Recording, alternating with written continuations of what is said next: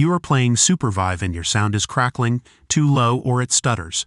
This could be happening because your audio drivers are damaged or incompatible, so this can lead to audio glitches, distortions, or no sound at all in Supervive. So watch this video to learn how to fix your sound issues in Supervive in Windows 11 and Windows 10.